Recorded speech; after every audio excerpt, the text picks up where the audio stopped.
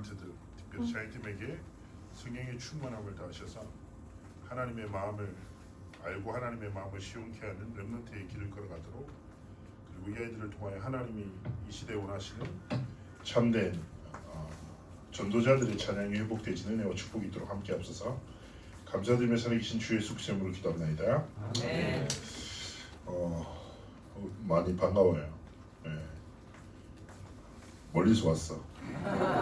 내가 또 정신없는 때인데 그 리더, 내일도 리더 이제 막 준비하고 있고 그루터기 앨범도 이제 작업해서 정신없는 때지만 부산이라서 왔고, 또 부산에서 오라 무조건 와야지. 네, 내 고향인데 아멘. 뿌리인데. 그래서 또 이제 홍인용 목사가 사촌 동생이지만 어떤 부탁을 처음에 했기 때문에 그래서 바로 고민 없이 이렇게 내려왔어요. 자, 우리 성경 한 군데 찾아봅시다. 이사야 42장 8절이에요.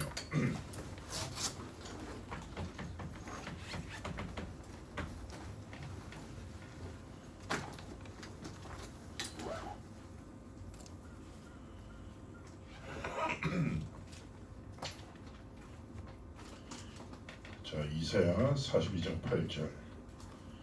우리 한 목소리로 하나님의 말씀을 합독합시다. 나는 여호와이니 이는 내 이름이라. 나는 내 영광을 다른 자에게 내 찬송을 우상에게 주지 아니하리라. 아멘. 예, 안 그래도 이제 영도 동삼동 이제 하고 임마누엘 교회 생각하면 진짜 마음이 다른 것 같아요. 이게 목사님이 찬양의 은혜 받았던 때가 다 여러분 시절 때 은혜 받고 교회에서 찬양팀 하고 뭐 부산역 찬양조도 윤두산 찬양조도 쫓아다니고 그러면서 하나님이 주신 은혜 속에서 지금까지 길을 걸어왔는데, 그래서 좀 이제 여러분들이 이렇게 만나 보는 것 자체가 목사님한테 참 기쁨이고, 그리고 여러분들이 부산에서 이렇게 예배를 보고 영상을 볼 때마다 찬양팀 나올 때마다 좀 마음이 다르더라고. 좀 기도도 되고 어떨 때는 안타까움도 생기기도 하고 어떨 때는 되게 기쁘기도 하고, 그래서 어느 누구보다 기도하고 있고, 또 어떤 부분에서든지 도움이 혹시나 필요하다면 얼마든지 섬길 마음과 중심이 있습니다. 자, 우리 먼저 이게 감각이라고 하잖아요. 우리 이게 찬양에 대해서 이제 얘기하기 전에 먼저 우리의 감각이 되게 중요해요. 감각이 뭐예요? 배고픈 걸 느끼고 아픈 걸 느끼고, 그리고 사실 아픈 게 되게 중요한 사인이거든요. 아픔을 못 느끼는, 통증이 없는 사람은 그냥 죽어버려요. 아프면 사람이 어떻게 해요? 대처를 하잖아요. 근데 여러분들이 시대를 보는 영적인 감각이 굉장히 중요합니다. 뭐 잘 아는 바대로 지금 시대는 하나님 없다 하잖아요. 그죠? 하나님 있는 거 어리석다고 하고, 목사님이 이제 그 가끔씩 뉴스 같은 데 보면 그 교회에 대한 비판 뉴스를 찾아보면 댓글 항상 다 살펴보거든요. 한글의 위대함을 항상 느껴요. 야, 막 욕이 창조적이더라고. 배우고 싶은 욕도 있고, 다 이제 말도 안 되는 것도 있지만 뭐 실제로 많이 비판하죠. 근데 어떻게 보면 복음의 능력을 상실한 교회가 세상의 지탄과 비판받는 건 당연한 일이에요. 자, 그런데 어떻게 해요? 교회는 또 무너지고 사라지고 있죠. 심각한 게 뭐냐면 교회가 고령화된다. 그리고 선교지에 일본 선교사님이랑 동남아 선교사님들의 평균 연령이 65세를 넘었다고 하더라고요. 그럼 이제 선교지의 다음 세대 언약의 바통을 이어받을 영적 지도자가 없는 거고, 그러면 전 세계 교회는 고령화라는 말은 먹었단 말이에요. 후대들이 상실됐단 말이잖아요.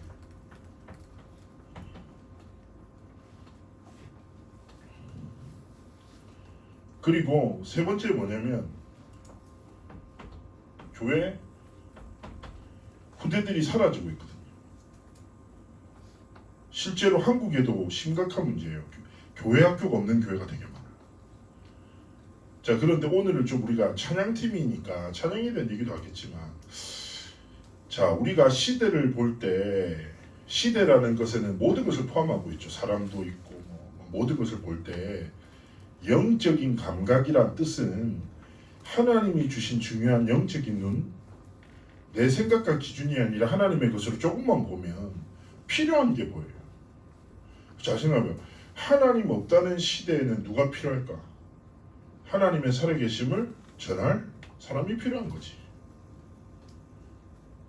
그리고 교회가 점점 무너지고 사라지고 있어. 그럼 우리가 교회를 다니는 것을 넘어 하나님이 원하시는 교회를 세우고 섬기는 중요한 하나님의 사람으로 서면 되는 거야. 후대들이 점점 교회를 떠나고 있대. 사라진대. 렘넌트 운동의 궁극적인 그림이 뭔지 알아요? 렘넌트 세대가 렘넌트 세대를 일으키는 거예요. 여러분의 문화로, 여러분의 언어로, 여러분의 정서로 여러분 세대에 임하는 영적 재앙을 막는 게 진짜 렘넌트 운동의 본질이라니까. 사역자 중요하지. 목사님들 중요해요. 근데 사실은 청소년 시절이나 특징적인 게 뭐예요? 엄마 말 추구도 안 되는데 친구 말 한마디에 생각이 바뀌거든. 그 또래 문화라고 한다고. 되게 신기하더라고. 선생님 말 안 듣는데 선배 말, 한 살 선배 말을 또 잘 듣더라고 애들이. 희한하대. 사실은 여러분이 여러분 세대 언어로 문화로 함께 공유하고 영향을 주고받았단 말이에요. 그러면 여러분이 렘넌트 세대의 문화를 통해 렘넌트 세대를 일으키는 영적인 도전을 하나님께 원하시는 거예요.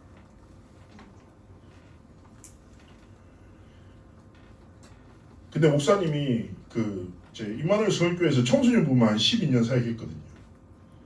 그래서 애들을 많이 만났어.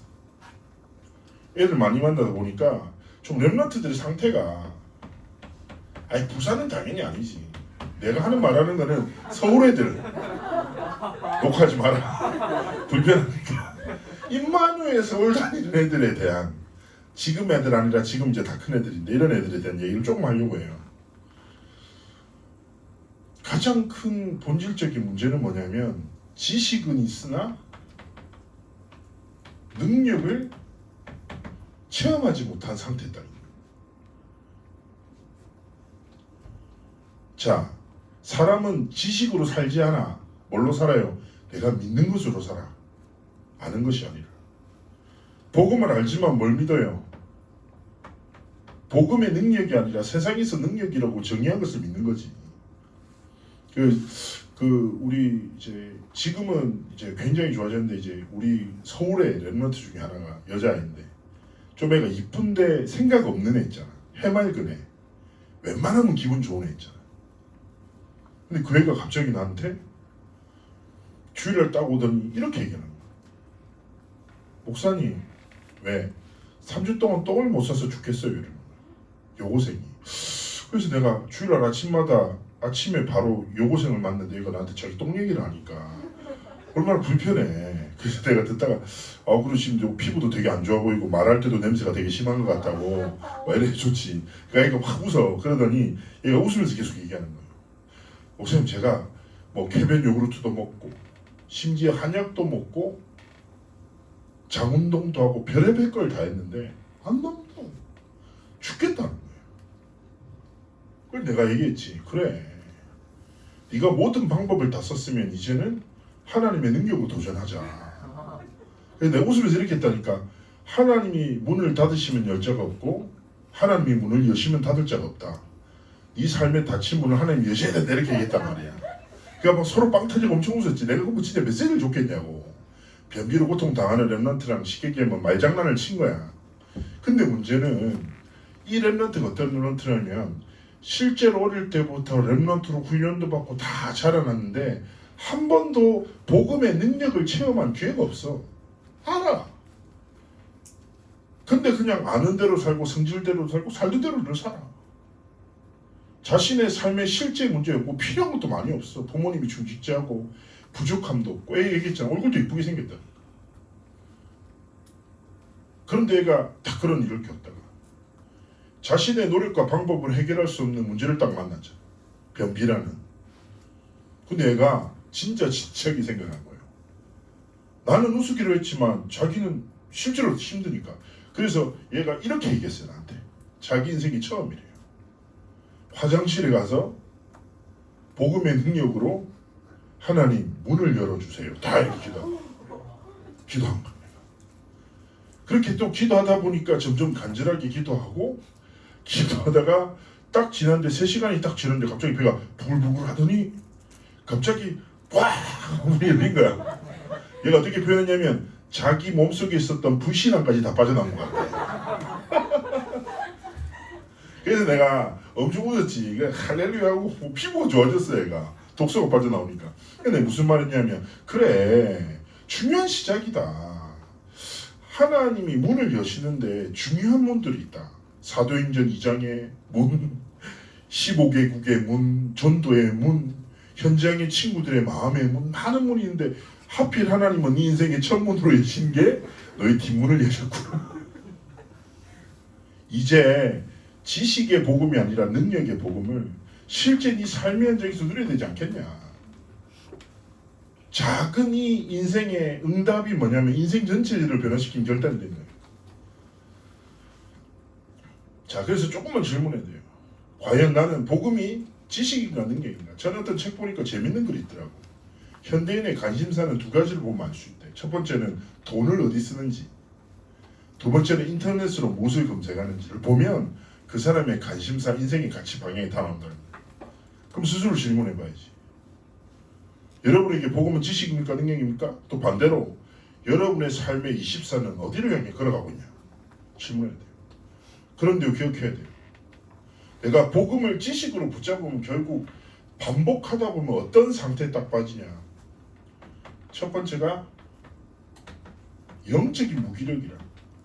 이 뭐야? 힘이 없는데 어떤 힘이 없어? 하나님의 것을 할 수 없는 힘이 없어. 임마누엘 서울교회 어떤 랩런트가 이렇게 얘기했습니다. 목사님, 제가 시간이 진짜 많거든요. 그런데 강단 말씀 30분을 들을 수 있는 여유가 없다고. 진짜 있다. 이것저것 다 해. 그런데 하나님의 것에 집중할 수 있는 여유와 힘이 없어. 왜 그럴까요? 지식이니까. 머리로 복음을 알지만 가슴엔 전혀 다른 거 붙잡으면 그럴 수밖에 없어. 두 번째는 뭐냐? 영적인 무감각 속에 빠져요. 무감각은 뭐예요? 아까 얘기했잖아요. 감각이 없으면 한 가지를 안 해. 반응을 안 해. 말씀을 듣지만 반응하지 않고 찬양 속에 있지만 전혀 반응하지 않는 무감각과 무기력 속에서 렘넌트들이 삶을 걸어가요. 그러면 영적 상태가 어떻게 돼요? 황폐함 속에 갇혀 있다니까. 그런데 이 무기력과 무감각 속에서 많은 렘넌트들의 빈 마음과 빈 시간이 뭐예요? 다른 것으로 계속 채워. 요즘의 문화가 볼 게 얼마나 많고 들을 게 얼마나 많아요. OTT 와 장난 아니잖아요.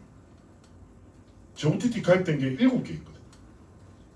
내가 가입한 게 아니야. 누가 디즈니 플러스 주고 애플 TV 주고 누가 넷플릭스 주고 누가 웨이보 주고 해서 다 있어. 근데 잘 보질 않아. 혹시 필요하면 나한테 카톡 따라줘. 그러니까 무슨 말이에요? 홍수라는 말 알죠? 홍수라는 게 뭔지 알아요? 물이 많은데 마실 물이 없어서 물 때문에 사람들이 죽어가는 재난을 말하는 겁니다. 지금 영적인 홍수 만나시더라. 볼 게 너무 많고 들을 게 많은데 정작 하나님의 것에 뭔가 머무를 수 없는 힘이 없고 감각이 없으니까 황폐함 속에서 그냥 왔다 갔다 하고 말씀을 귀로 듣지만 전혀 반응하지 않고 그렇게 흘러 떠내려가는 거예요. 히브리서 2장 1절에 이렇게 얘기하거든요. 너희는 더욱 들은 것의 유념함으로 흘러 떠내려가지 않도록 주의함이 마땅하다고. 우린 자칫해버리면 내 삶의 현실의 상황의 문제 또 내 문화의 흐름 속에 흘러 떠내려가 본다니까. 너무 신기하게 그런 거 있잖아요. 내가 최근에 웹툰을 좀 보면 안 되는데 내가 사회 가는 청년이 하나가 엄청 재밌는 거 하나 추천해가지고 그거 보다가 이 웹툰이 무서운 게 그걸 보고 나면 그거와 연관된 다른 웹툰을 또 소개해주네. 야, 빅데이터 무섭더만. 너무 재밌어. 근데 내가 봐야 될 책들이 있거든. 봐야 될 책들이 있어. 내가 이제 딱 뜻을 정하고 책을 항상 독서를 하기 때문에. 그래서 목사님이 지금은 강남 서초구로 사역을 많이 해요. 그럼 강남 서초 다니면 주차할 수 없으니까 지하철 많이 타거든. 근데 신기한 게 뭔지 압니까? 내가 봐야 될 책을 보면 시간이 안 가. 깊이 봤는데 3코스 갔어. 근데 웹툰 보잖아요. 어느 순간 목적지를 지나쳐 있는 거야. 신기하지? 사단이 주는 건 달콤하거든요. 목사님이 실제로 경험이 있어. 뭐냐면 잘 들어봐요. 목사님이 어릴 때 동삼초등학교 출신이거든요. 목사님. 동삼초등학교 딱 출신인데 항상 초등학교 마치면 제 용돈이 하루에 125원이었어요. 150원이었다. 그러면 150원이면 뭘 할 수 있냐면 보통 엄마가 100원으로 간식을 사 먹고 50원으로 집에 올 때 원래 용도가 다 산이잖아. 꼭대기 올라오라고 마을버스 타라고 돈 줬단 말이야. 근데 나는 내가 걷고 맛있는 걸 먹겠다고 결단을 했지. 그때 엿이 6개 100원이었고 떡볶이가 2개 50원이었어. 완전 옛날 사람 같네. 그랬단 말이야. 그럼 나는 진짜 루틴이야. 너무 행복했어. 6개를 먹든지 떡볶이를 먹든지 아니면 그때 둘리바라는 아이스크림이 50원이었어. 홍유 마이크야. 홍유 목사님 마이크야. 같은 초등학교 출신이니까. 자, 근데 목사님이 루틴이었다니까. 매일. 맨날 집에 갈 때마다 마을버스를 타지 않고 엿을 먹으면서 집에 갔어. 엄마한테 갔지. 엄마, 엿 드세요. 근데 우리 엄마가 새끼야, 엿 먹지 말라는 거예요. 이해가 안 돼. 왜 이렇게 맛있는 걸 못 먹게 하지? 그러더니 끔찍한 일을 시키기 시작하는 거예요. 양치하라고.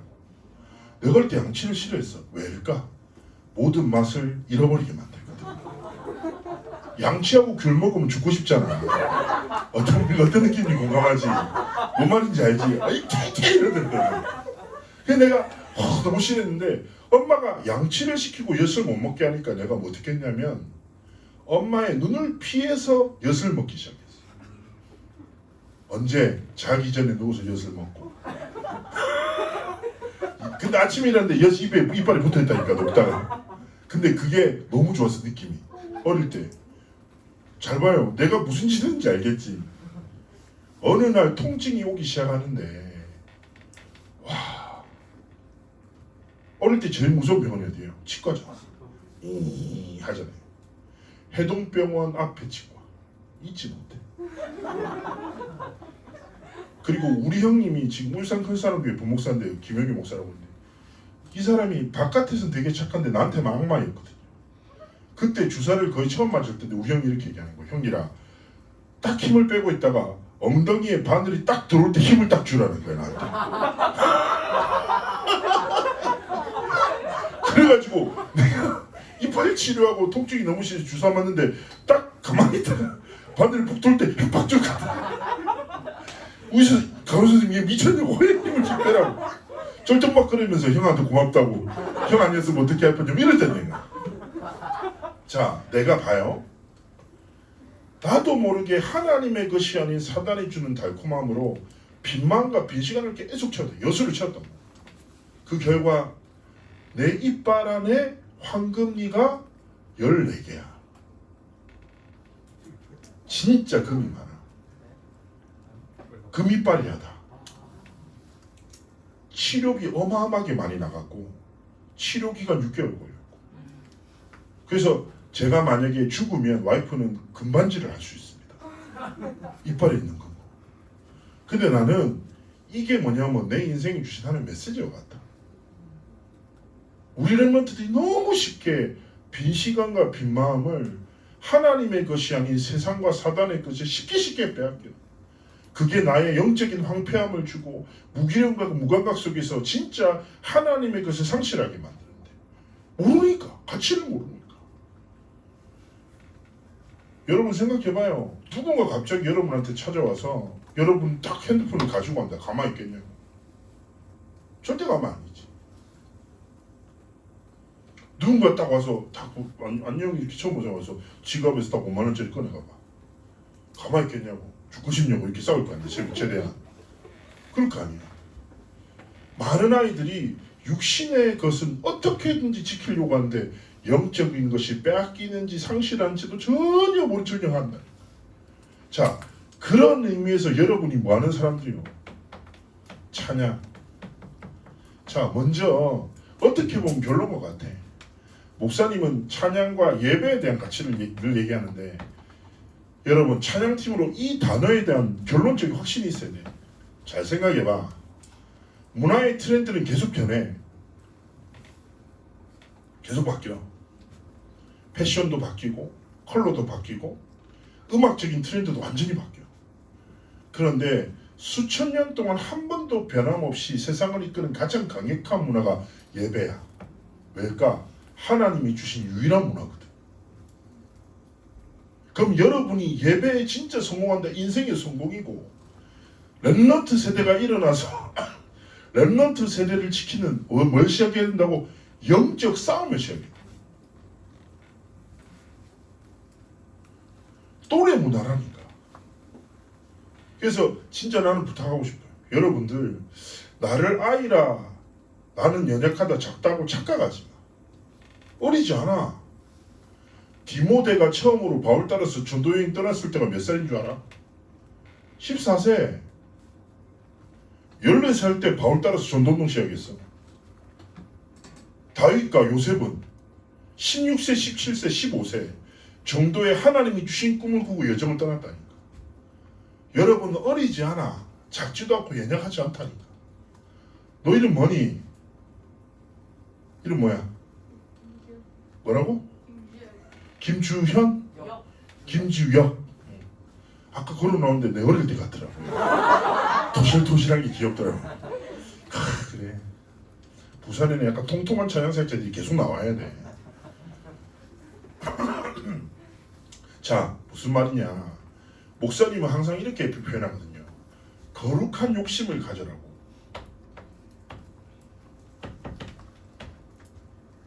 목사님이 영도 동삼동에서 남포동에 국제시장 있잖아요. 목사님이 자가 커. 내가 엄청 크지.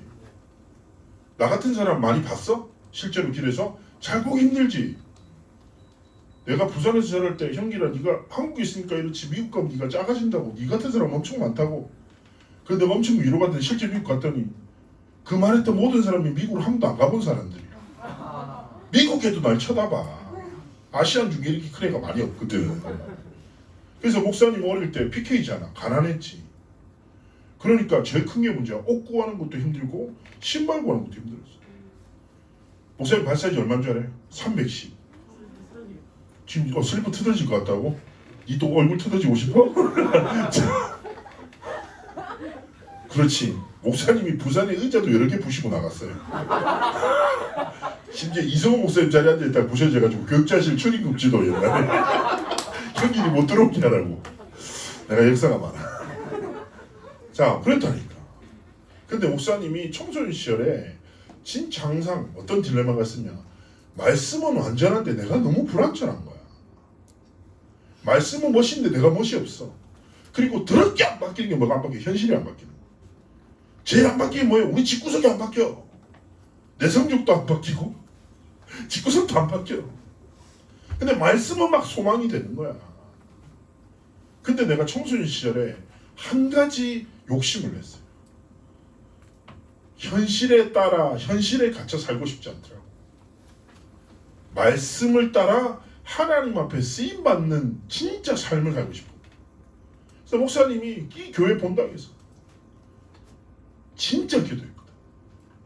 하나님 앞에 거룩한 욕심 가지고 현실이 내 미래가 아니라 하나님이 주신 말씀인 영적 사실이 내 미래가 되게 해달라고. 그리고 목사님이 진짜 기도했는데 지금 내가 어떻게 길을 걸어요? 그 하나님 앞에 영적 사실대로 길을 걷잖아요. 서울교회에서 렘넌트 사역하고 세계 렘넌트 운동하고 하나님 앞에 쓰임받잖아요. 그 모든 것이 하나님 앞에 예배를 회복하면서 욕심을 가지고 말씀이 내 삶과 미래가 되기를 꿈꾸는 그 시작을 통해서 하나님 하십니다. 그래서 나는 이런 욕심을 가진 거룩한 렘넌트 세대가 일어나 여러분 세대 언어로 문화로 청소년 파트를 찬양을 통해서 회복시켰으면 좋겠어. 자, 그러면 찬양이 뭔지 한번 생각해 봅시다. 첫 번째, 찬양하면 많은 사람들이 행위를 생각해. 근데 그 행위가 시작이 아니라 가장 먼저 뭐냐? 관계 이해라. 자, 무슨 말이냐? 이사야 43장에 우리는 하나님의 영광과 찬송을 위해서 지음받은 자라고 얘기해. 우리가 그래서 뭐예요? 하나님의 자녀로서 우리만 찬양하고 예배할 수 있어. 그래서 나는 하나님 앞에 전에 그런 적이 있어. 내 후배 목사가 저 중국에 선교를 하고 있고 또 후배 또 다른 목사인데 갑자기 얘들이 나보고 노래방에 가고 싶다는 거 같이. 형이랑 노래방 가는 게 꿈이라고 해서 내가 나 노래방 안 간다. 한 번만 가달라는. 그래서 같이 갔는데 코인 노래방에 하필 갔네. 코인 노래방 더럽게 작더만. 그 장정 남자 딱 세 명 들어가니까 3위일체 딱 몸 붙어가지고 앉아있어. 이 둘이가 싱글이거든. 갑자기 여자한테 프로포즈하는 노래, 내가 비오는 날에 너의 우산이 되고 싶다고 하니까 토할 것 같구만. 너무 불편했어. 그래서 내가 딱 나왔는데 그 나온 코인 노래방, 노원구에 있는 코인 노래방에서 노래 잘하는 애들이 진짜 많다. 근데 난 이런 생각이 드는 거예요. 잘 봐요. 재능이 축복입니까? 아니에요. 노래 잘하는 사람이 너무 많은데 하나님이 내 작은 재능을 허락하시고 사용하시잖아요. 어떤 사람은 이렇게 얘기했어요. 목사님, 저는요 특별한 재능이 없어요. 목사님, 저는 뭐 노래를 잘하잖아요. 악기를 잘 못해요. 상관없다니까. 하나님 앞에 찬양할 수 있는 신분을 가진 하나님의 자녀라. 찬양은 영적인 거라니까. 그래서 찬양의 대상은 누구십니까? 많은 사람들이 착하게 해요. 대상을 어디에 둬요? 사람한테 두는 거지. WRC 할 때마다 RCF라는 팀한테 제가 맨날 똑같이 얘기해요. 우리는 2만 명 앞에서 예배하는 팀이 아니라 2만 명을 부르신 하나님 앞에서 예배하는 팀이라. 앞에 누가 있건 상관없다니까.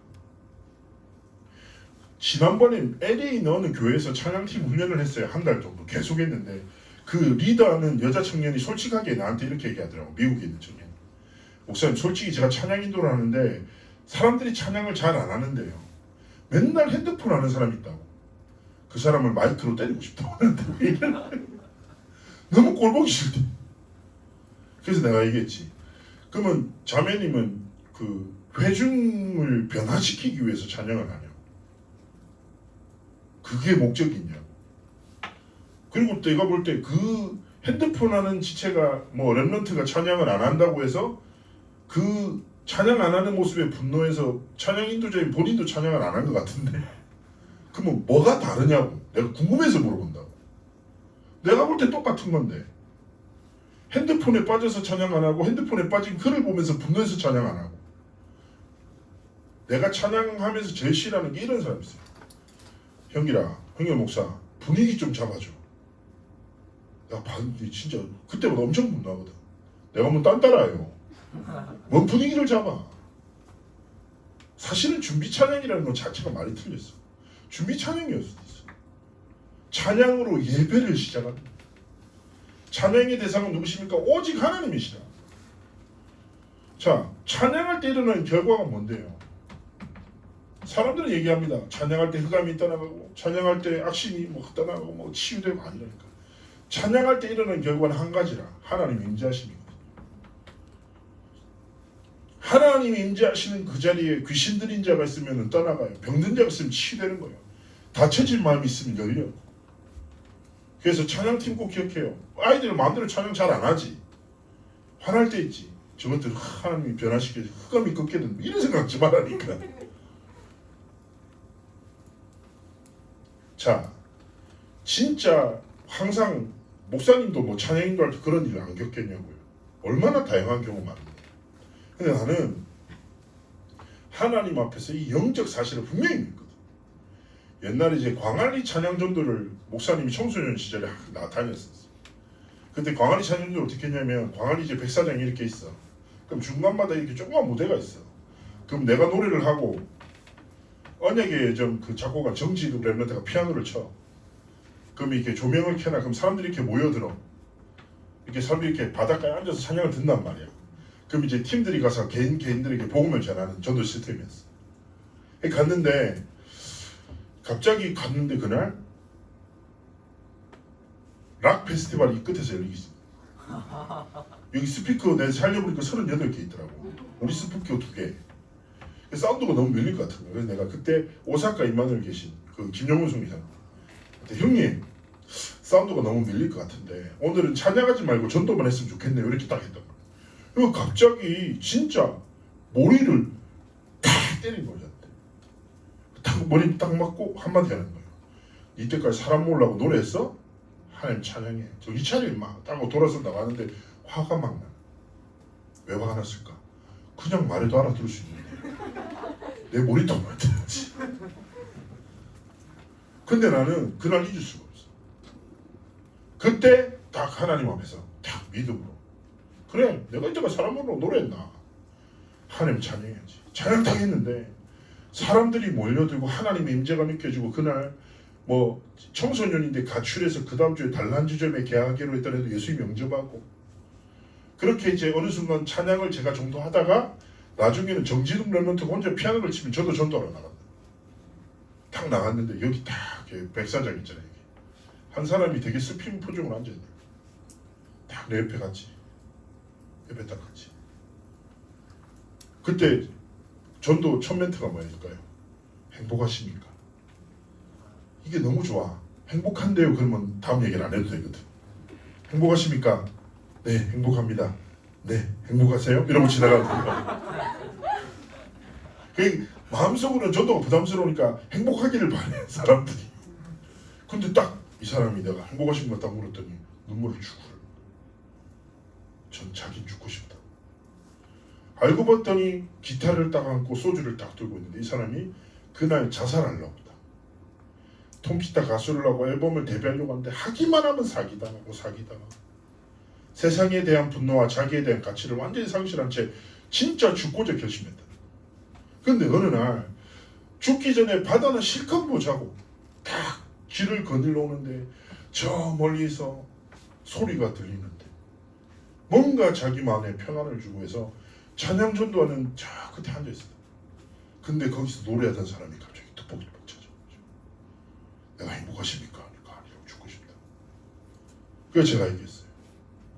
제가 그때 고등학생인데 선생님이라고 저한테 계속 얘기해요. 왜냐면 지금이랑 똑같이 생겼었거든요. 그래서 내가 얘기했다니까. 당신이 이제 노래할 이유가 있다.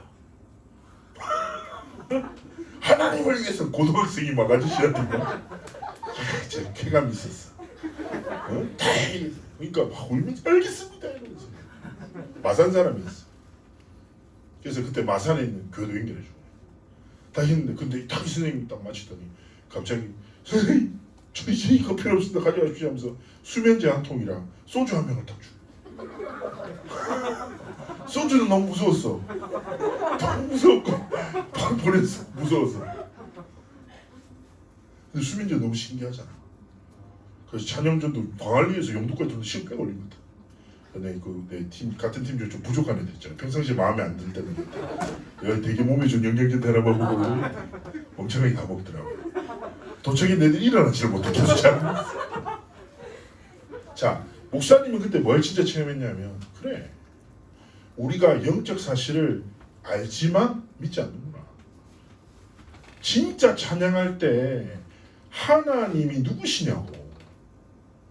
전능자 되시고 창조주 되시며 주권자 되신 하나님 뭐요? 임재하신다. 누구한테? 우리의 모임 중에.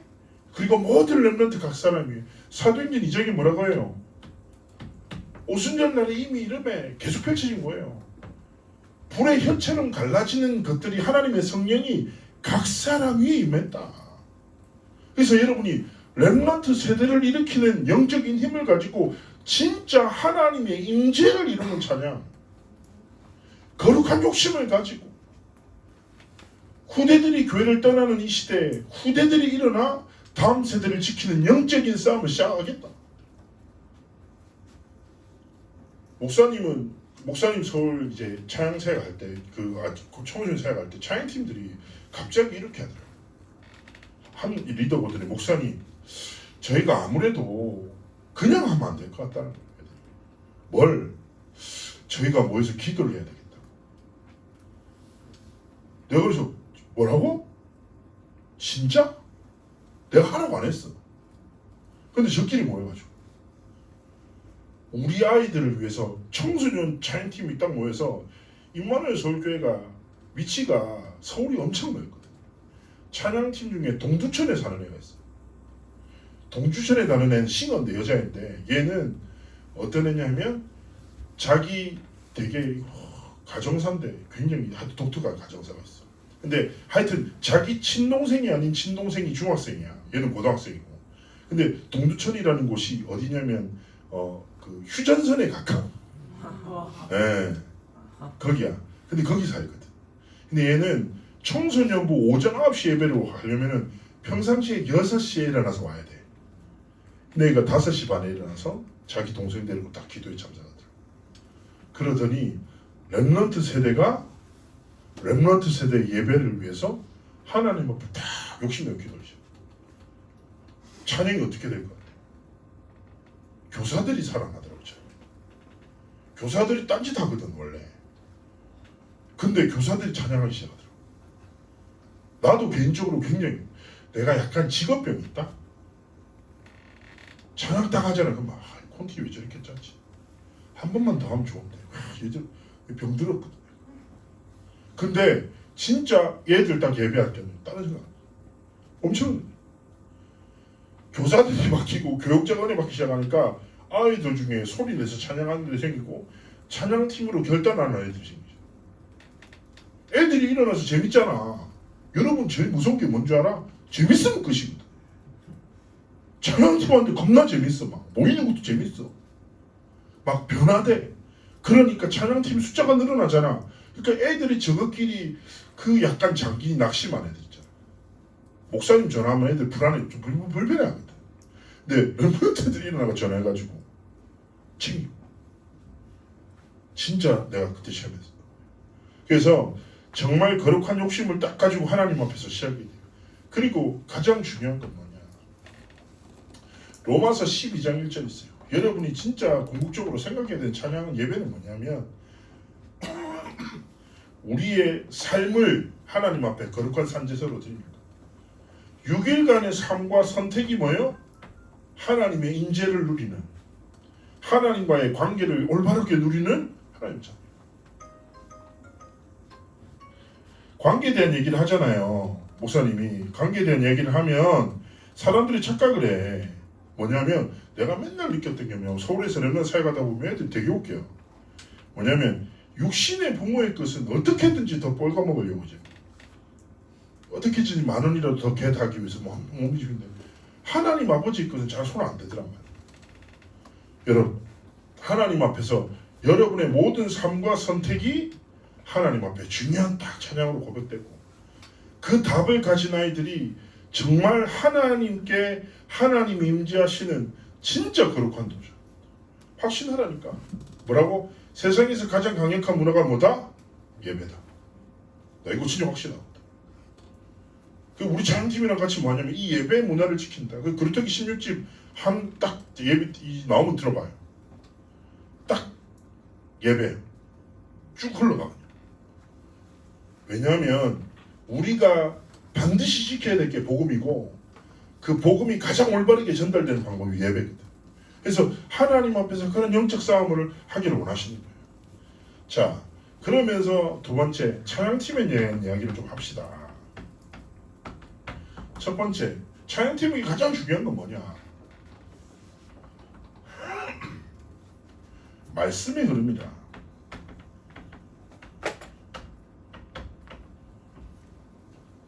이 말은 그냥 단순히 이렇게 성부 콘티만 말하는 게 아닙니다. 목사님 훈련시킬 때 어떻게 했냐면 잘 봐요.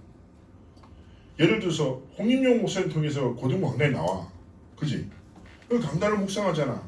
근데 그 묵상이 그 주간에 찬양이 되고 그 붙잡은 말씀의 흐름이 찬양의 중요한 멘트가 되고 전달돼. 근데 이거를 의지로 하는 게 아니야. 말씀의 흐름을 따라가는 사람들은 말씀이 되게 중요한 기준이 된단 말이야. 목사님은 찬양을 딱 인도를 하잖아요. 어저께 갑자기 밤에 리더 수련회, 이번 주 핵심 또 집회 부산에서 하잖아요. 목사님 찬양도 하거든. 그래서 그 콘티를 다 뽑아달라는 거야. 리더 수련회 찬양인도 할 거야. 그래서 내가 가만히 앉아가지고 어떻게 생각했을까? 최근에 주신 류 목사님 말씀입니다.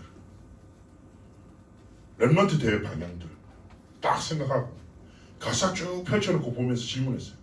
하나님, 이번에 이 말씀의 흐름 속에서 어떤 찬양으로 하나님께 영광 돌리고 원하십니까? 딱 질문. 그러면서 그렇구나 하고 선곡들 주죠. 나 이번에 찬양 꽂혔습니다. 시편 18편 나 꽂혔거든. 내가 인도할 때마다 할 거야. 리더 수련회 또 너무 좋더라고. 근데 중요한 건 뭐냐면 얘기했잖아요. 말씀의 흐름 딱 붙잡고 팀들이 소통하잖아요. 그 세대는 엄청 강력하거든. 그래서 하나님이 딱 말씀을 붙잡고 가장 먼저 앞서서, 그래서 찬양팀은 말씀 실현팀이라는 딱 마음을 가져야 돼. 목사님이 앞에서 말씀 붙잡고 승리해! 아무리 말해봐. 아이들은 말씀 붙잡고 승리한 렘넌트의 포럼을 듣고 더 깊은 변화 일으킵니다. 나도 저렇게 살아야겠어. 그래서 찬양팀은 가장 예민하게 말씀의 흐름을 따고 말씀 실현팀이랑 딱 응답 가지고 인도자들이랑 충분히 소통하면서 팀들이 같이 성공하는 거예요. 두 번째는 뭐냐? 찬양팀은 반드시 경험해야 돼요. 묵상훈련이에요. 자, 묵상훈련 하면 많은 사람이 착각해요. 묵상은 이렇게 생각해. 묵상이 한 글자 의미가 뭐예요? 조용히 생각한다는 거잖아요. 가만히. 이렇게 되면 사람들이 잡생각이 떠올라. 전에 어떤 렘넌트가 나한테 이렇게 물었더라고. 목사님, 제가 묵상하려고 조용히 눈 감고 기도하는데 계속 이상한 생각이 떠오르는데요. 제가 영적 문제일까요? 어떻게 하면 이 생각을 멈출 수 있을까요? 제가 이렇게 얘기했어요. 아주 간단한 방법은 죽으면 돼. 뇌사 상태에 빠지면 생각을 안 해. 그 목사님, 제가 어떻게 해야 되는 거겠지?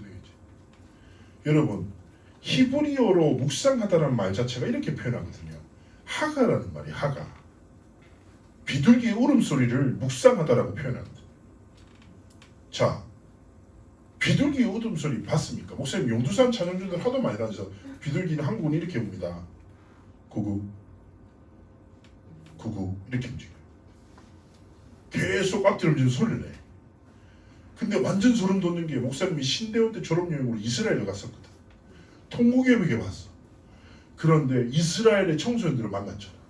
진짜 구약의 레위기 말씀대로 머리에 띠 띠고 손목에 말씀에 띠를 감고 몸을 앞뒤로 계속 흔들면서 하나님의 말씀을 소리치더란 말이에요. 어느 정도 내가 얼마나 길게 하나 싶어가지고 걔들이 보이는데 카페에 앉아가지고 계속 커피를 마시면서 시간을 칠 거였다. 딱 1시간 하더라고. 계속 신명기 말씀을 계속 앞뒤로 흔들면서. 신명기 말씀인지 어떻게 알았을까? 내가 이제 우리 가이드한테 도대체 제가 무슨 소리 내냐고 한 번만 들어달라고 해서 가서 듣고 왔다.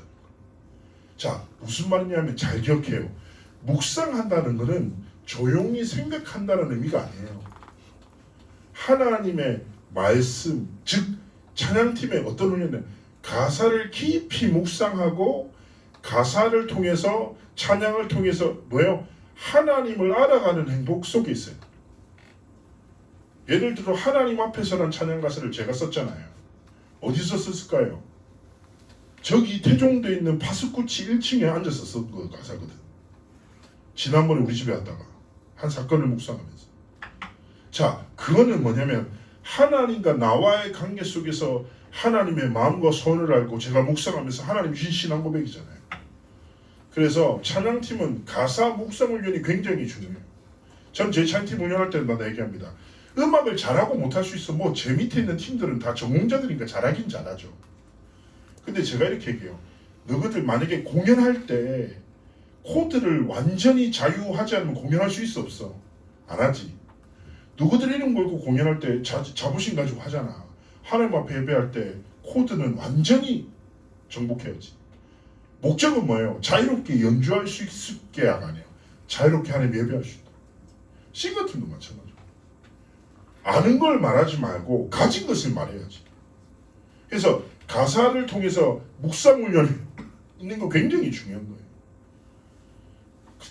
그리고 이 묵상을 통해서 하나님이 주신 중요한 은혜를 가지고 여러분이 매번 찬양이 뭐가 돼야 돼요? 신앙 고백이 돼요.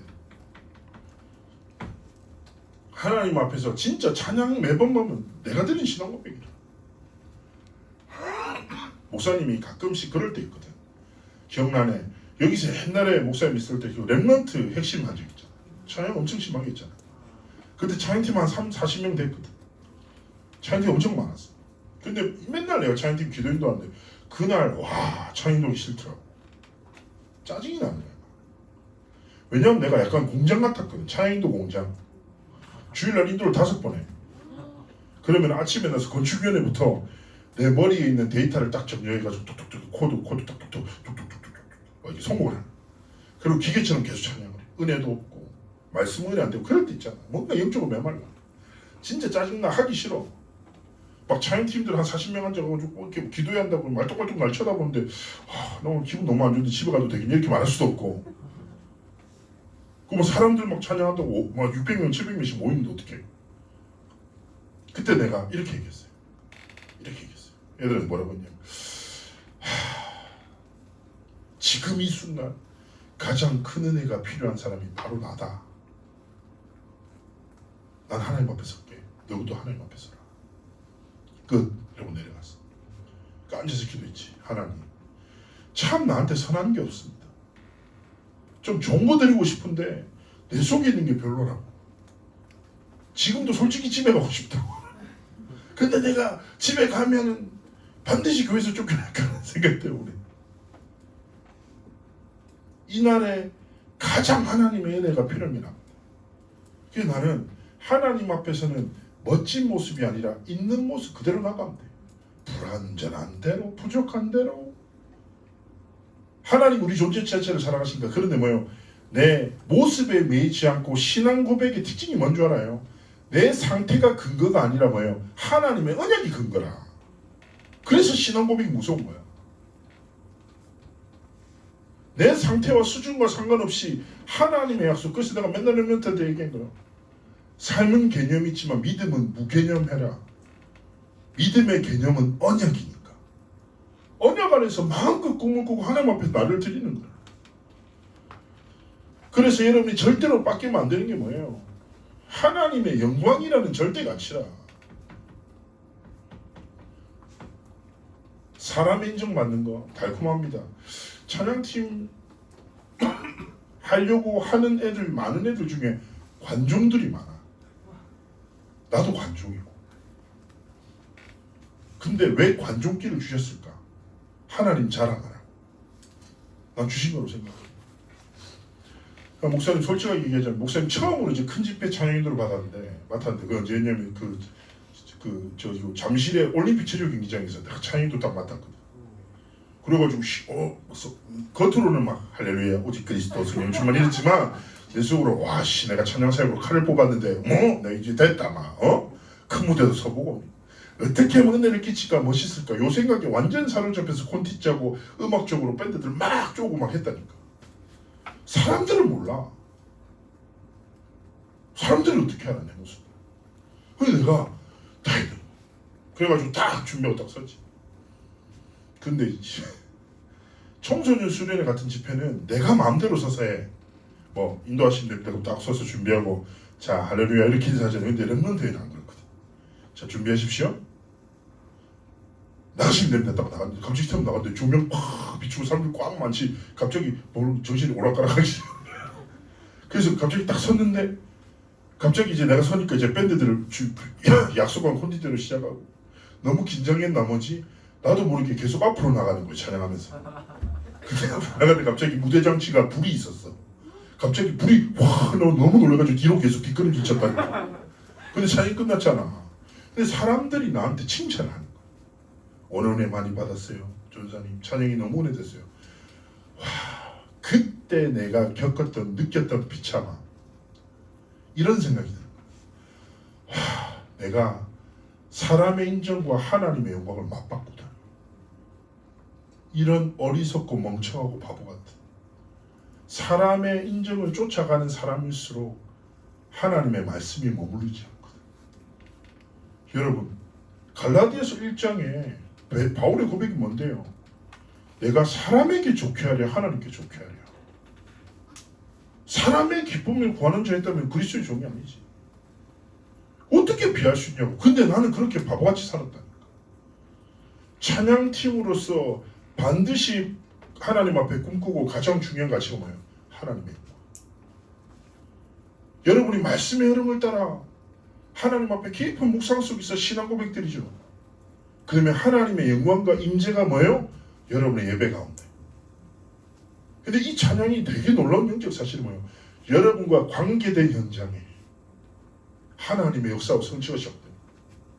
그래서 고린도전서 10장 31절 너희는 무엇을 먹든지 마시든지 뭐예요? 다 하나님의 영광을 해요. 목사님은 이렇게까지 해요. 식당을 가. 어제도 지교회 마치고 권사님이랑 식당 갔어. 목사님 뭐 드실래요? 권사님 물어보시더라고요. 그래서 내가 다 이렇게 얘기했어요. 오늘을 무엇을 먹으면 하나님이 기뻐하실까요? 다 이렇게 얘기했어요. 목사님 또 시작했다고. 목사님도 요즘 나 맞춰주고 목사님 오늘은 이거 갈비탕을 드시면 하나님이 기뻐하시지 않을까요? 이렇게 내가 오늘은 하나님이 전복 갈비탕을 먹도록 내가 먹고 싶어 먹어. 근데 뭐냐면 우리의 삶에 작고 큰 사소한 모든 것이 뭐예요? 하나님의 영광입니다. 나 렘넌트한테 얘기해요. 롤 하잖아. 롤 요즘 안 하나? 에? 안 하지. 롤 할 때도 뭐 왜 하는 거야? 하나님의 영광을 위해서. 스타크래프트도 뭐예요? 목숨 좋아한다. 하나님의 영광. 진짜 맞다니까. 아이디 13814242500237. 내 아이디가 뭔지 알아요? 빅렘넌트거든. 빅렘넌트야. 그러다가 그랬는데 혹시 렘넌트니라니까 예 렘넌트입니다. 나는 누굴까? 다락방에서 제일 큰 렘넌트인데 혹시 김현길 목사님 이렇게 그 봤더니 저기 진주 쪽에 있는 청년이더라고. 같이 만나서 즐겁게 게임을 했답니다. 무엇을 위해서요? 하나님의 영광을 위해서. 근데 잘 생각하면 이 말을 생각해봐요. 그럼 나는 이렇게 생각을 했지. 내 묵상했어. 생각하면 내가 이 짓을 하는 거랑 하나님의 영광이랑 무슨 상관이야? 내가 노래를 하는 거랑 하나님의 영광이랑 무슨 상관이야? 근데 목사님 깨달았어. 내가 하나님의 영광을 위해서 살고자 몸부림치면 하나님의 영광을 우리의 삶 가운데 나타내시는 거예요. 그래서 목사님은 모든 삶의 순간과 행위를 뭐예요? 하나님의 영광. 같이 뺏기면 안 돼. 그리고 찬양팀의 중요한 찬양의 사이 방향이 뭐냐? 각인 찬양이라고 해요. 목사님은.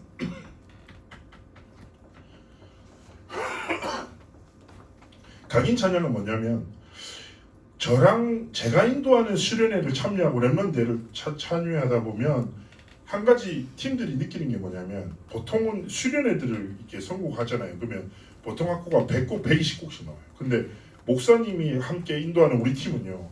한 집회 때 한 20, 30곡 안에서 다 뽑아요. 왜 이걸 하냐면 우리의 찬양을 예배하는 목적은 하나님의 영광이 있지만 두 번째는 뭐냐?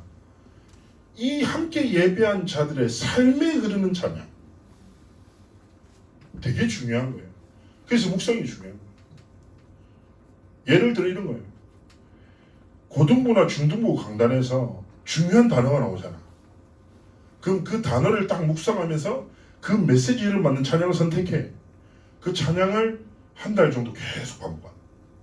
그 말씀 붙잡는 거 포럼하고.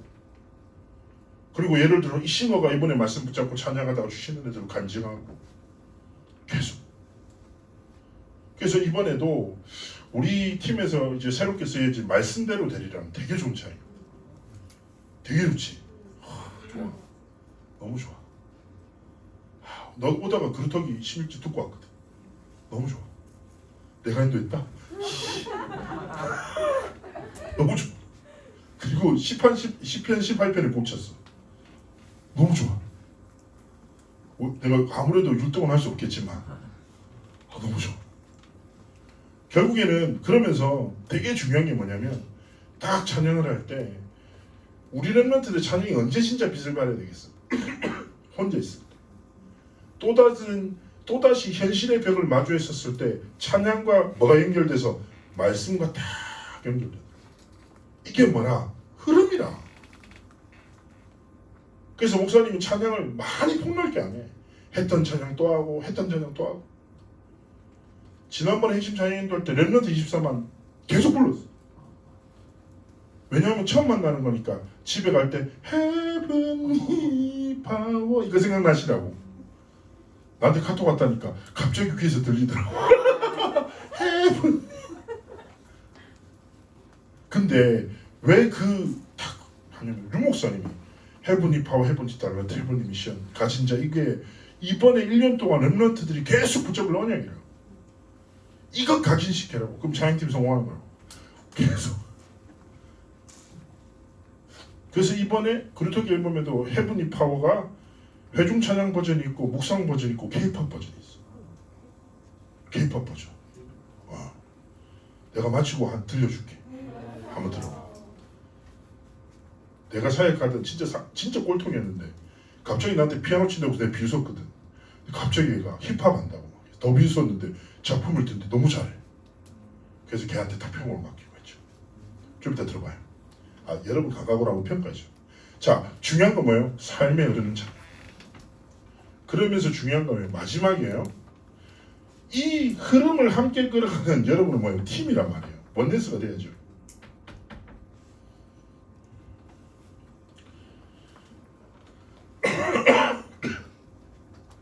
팀 사역하다 보면 팀 안에 부족한 애들 있잖아요. 좀 모자란 애들이 있거든요. 그게 누굽니까? 납니다. 라는 생각으로 살아야 돼. 알겠지? 쟤는 왜 저러지가 아니야. 내가 왜 저러지야. 목사님 우스갯소리 이렇게 해요. 이렇게 그리스도 안에서 우리를 한 지체라. 그리스도가 우리 머리시다 이렇게 얘기하잖아요. 잘 봐요. 여기 새끼손가락이 다쳤어. 너무 아파. 따가워. 너무 불편한데. 잘라야지. 이런 사람 있겠어. 사이코패스잖아. 삭삭삭삭. 이제 아픈데 이 돈 미친 거잖아. 정상적인 사람은 어떻게 해요? 말로, 손으로, 몸으로 보호하잖아. 죄송한데 다쳤어요. 병원에 가서 여기가 다쳤는데 빨리 치료해 주세요. 이렇게 다쳤어요. 모든 것을 이용해서 연약한 부분을 보호하거든. 이걸 뭐라고 한마디로 뭐라고 지체라고. 목사님도 사역할 때 진짜 별의별이 다 있었어. 근데 하나님 앞에서 주신 만남에 감사하면서 진짜 서로를 그리스도 안에서 사랑하면서 여러분이 다른 것에 목적과 방향을 두는 것이 아니라 하나님이 원하시는 찬양을 통해서 하나님이 원하시는 예배 문화 이 흐름이 되도록 그리고 읽고 보지 마요. 비전을 딱 품어요. 어떤 비전이에요? 여러분의 그릇을 하나님 앞에 좀 다르게 했으면 좋겠다는 생각들. 237 서밋이라는 교회의 비전 그리고 부서의 영적 지도를 통해서 주시는 비전이 실제 여러분의 비전이 되고 방향이 되고 고백이 되고 가치가 돼야 돼. 그래서 나는 랩런트 세대 때 전에 한번 이 부산 애들 그때 청소년 수련회 때 문화 행사할 때 작곡도 하고 하더만. 나 되게 놀랐는데 멜로디가 괜찮아서 가사는 그냥 미안해 그냥 그랬는데 나쁘진 않았어. 근데 멜로디 쪽 되게 좋다. 그러면 가사만 더 깊이 있으면 훨씬 좋겠다. 그래서 사실은 여러분 때에 가능하면 여러분의 부서 안에서 같이 찬양하는 고백도 만들기도 하고 목사님이 사역했던 파트에서는 학원 보고만 계속 메시지가 있었잖아요. 그러면 우리 부서 안에 음악하는 교사들이랑 랩런트들이 뭉쳐가지고 학원 보고만 송을 매달 만들었어. 그자 다운에 붙였고 그래서 계속 강단 나가면서 학원 보고만 찬양으로 같이 찬양도 하고 이렇게 흘러가게 됐다. 그럼 훨씬 더 확장도 되겠죠. 여러분 다 그런 준비하고 그래서 목사님 거룩한 욕심이라고 했잖아요. 결론과 같은 건 잘 생각해봐요. 하나님이 누군가를 사용하신다니까. 시대가 변하고 문화가 발전하고 하더라도 하나님은 사람을 통해서 일하신다니까. 그럼 누구야? 누군가 하나님 앞에 쓰임받은 사람이 있어요. 그게 누가 되거든? 내가 돼야지. 하나님 앞에 거룩한 욕심 가지고 비전 붙잡고 하나님께 도전하는 거예요.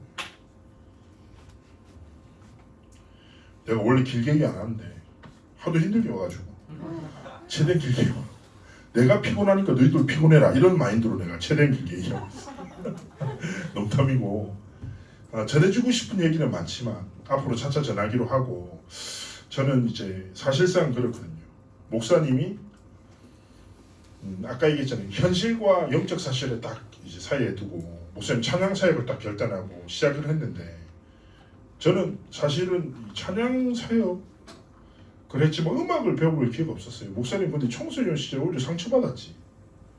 목사님 잊지 못할 게 그 본당에서 저희 어머니가 제 음악적 재능을 보고 교회 안에 있는 전문인한테 우리 아들 한 번만 체크해달라고 딱 했는데 이분이 귀찮았나 봐. 너무 귀찮은 게 표가 났어. 내 눈에도. 피곤한데 또 와서 뭐 이렇게 본당에서 나보고 고등학교 1학년 때 노래해봐 이렇게.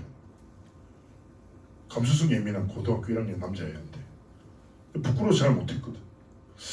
딱 한 번 되는 거야. 자세가 안 돼 있네. 더 얼어붙었지.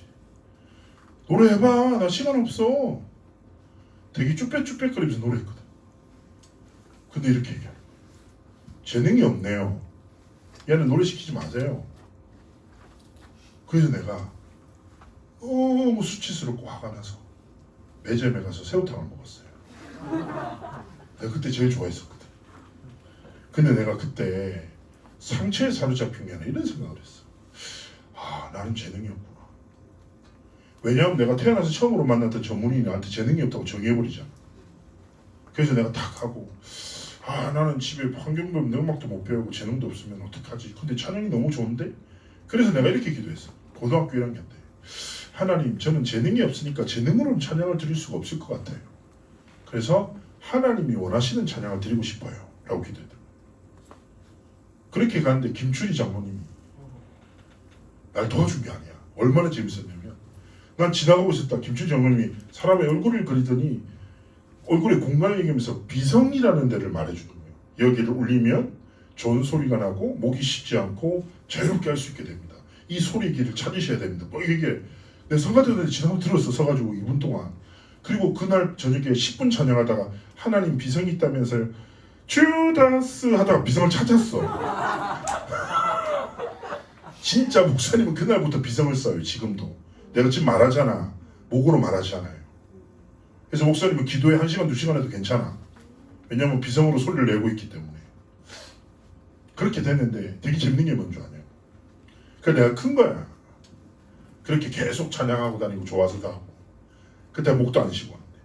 그러다 이제 내가 부산에 있는 찬양 인도자로 김영길 전사가 잘하고 있다는 소문이 좀 돌았나. 그래서 나한테 그 모욕감을 줬던 집사님이 서울교회 집사님이거든요. 서울에서 숙명여고 대강당에서 찬양 콘서트를 열었어. 크게. 근데 오프닝을 인도해줄 인도자가 서울에 없는 거야. 내가 대한 소문을 듣고 김영길 전도사님이십니까? 전화가 온 거지. 내가 걔인지 몰라. 전화가 와서 혹시 우리 팀에서 이렇게 찬양 콘서트를 하는데 찬양 인도 좀 해주실 수 있냐고. 그래서 내가 바로 안 됩니다. 시간이 없어요. 시간이 없긴 뭐가 없어. 시간 너무 많은데. 기분 나빴거든. 또 전화가 왔어. 좀 와달라고. 안 된다고. 이성호 목사님 갑자기 전화 왔어. 김영길 니 뭔데 계기냐. 오라면 가지. 죄송합니다. 가보겠습니다. 제가 갈 수 있습니다. 장인도가 딱 나왔어. 그 집사님이 딱 내 손 잡고 이렇게 김영길 전사님 목소리는 하나님의 은혜가 있어요. 내가 도와주고 싶은데 방법이 없을까요? 내가 딱 웃으면서 얘기했지.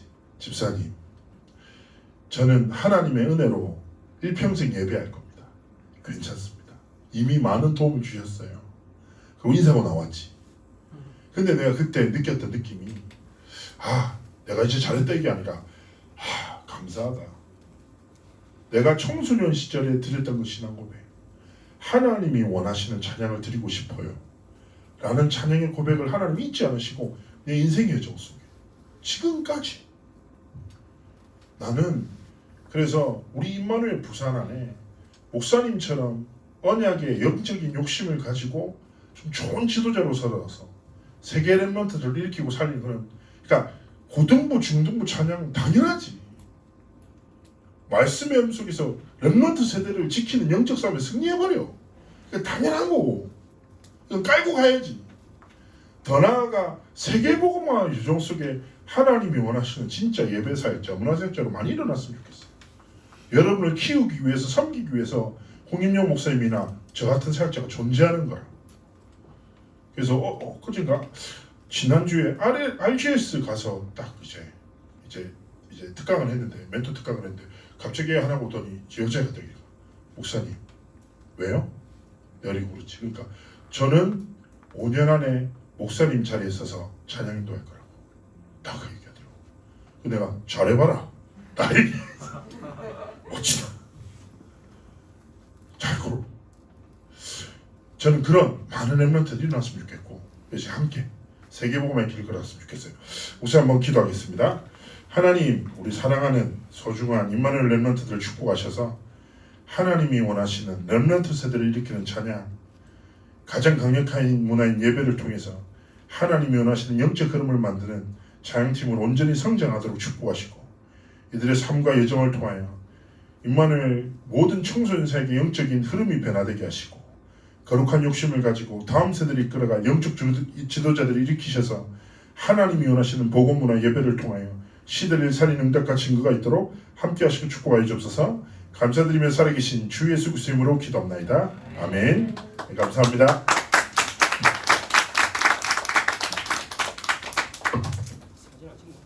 사진 저희 무슨 사진 사진 찍자. 어떻게